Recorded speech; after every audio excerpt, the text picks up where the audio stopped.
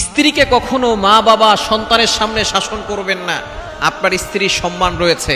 আপনার স্ত্রী যদি কোনো ভুল করেও থাকে, আপনি তাকে আপনার সন্তানের থেকে আলাদা করে, আপনার মা বাবা থেকে আলাদা করে তাকে সুন্দর করে ভালোভাবে বুঝাবেন।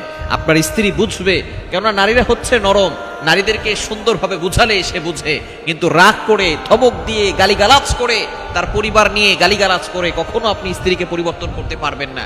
যদি স্ত্রীকে পরিবর্তন করতে হয়, নবীজি সাল্লাল্লাহু আলাইহি সাল্লাম জানিয়ে দিয়েছেন, রাগ করে ধমক দিয়ে স্ত্রীদেরকে পরিবর্তন করা যায় না।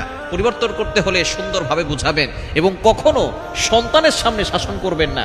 আপনার মা বাবার সামনে শাসন করতে যাবেন না। অনেক কাপুরুষ মার্কা কিছু পুরুষ আছে যারা স্ত্রীকে মা বাবার সামনেই ধমক দেয়, মা বাবার সামনেই উল্টাপাল্টা কথা বলে, গালিগালাজ করে, সন্তানের সামনে সে তার স্ত্রীকে গালিগালাজ করে। অথচ সন্তানের জন্য আদর্শ একজন আইডল হচ্ছে তার মা।